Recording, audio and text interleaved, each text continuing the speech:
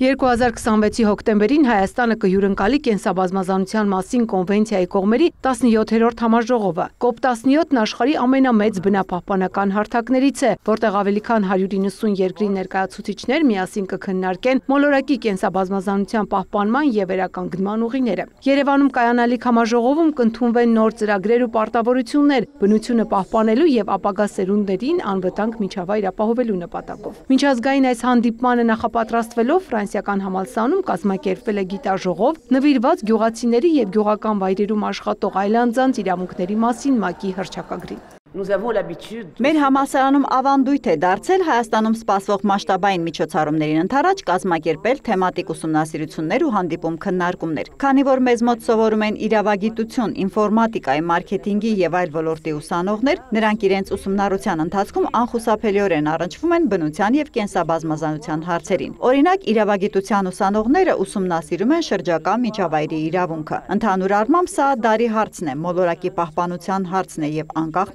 մասնագիտությունից կարևոր է բոլորի համար։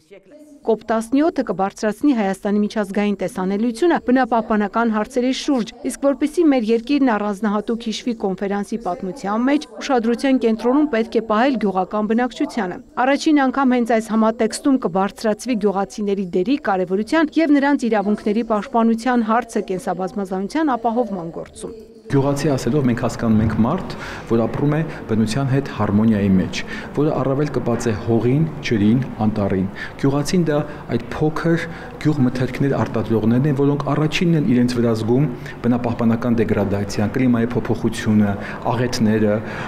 կենսաբազմազանության պակասը, եւ նրանք հենց պաշտպանելով գյուղացիներին, մենք պաշտպանում ենք կենսաբազմազանությունը։ Սա շատ կարևոր մեսիջ է։ Գյուղացիների եւ գյուղական վայրերում աշխատող այլանդզանց իրավունքների մասին հռչակագիրը ՄԱԿ-ի մարդու իրավունքների գրասենյակն ընդունել է 2018-ին։ Հայաստանի բնակչության ավելի քան 30%-ն ապրում է գյուղական համայնքներում, որոնց հիմնական զբաղմունքը գյուղատնտեսությունն է, որն էլ ամենամեծ ազդեցություն ունի կենսաբազմազանության վրա։ Միևնույն ժամանակ գյուղական բնակչությունն առաջինն է կրում կենսաբազմազանության կորուստների եւ կլիմայի փոփոխության տնտեսական վնասները ըստ ՄԱԿ-ի ներկայացուցչի։ Գյուղում ապրող մարդիկ պետք է ունենան որակյալ կրթության, սոցիալական պաշտպանության և առողջապահության հասանելիություն, բայց դա միշտ չէ, որ ապահովվում է, և հենց դա է այսօր մեր քննարկման թեման։ Հռչակագիրը կառավարություններին տալիս է ուղեցույց, թե ինչպես պետք է պահպանվեն և ընդլայնվեն այդ իրավունքները ոչ միայն Հայաստանում, այլև ամբողջ աշխարհում։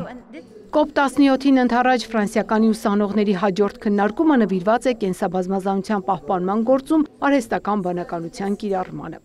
Ծաղկանուշ Միրզոյան, Սեյրան Անտոնյան, լուրեր։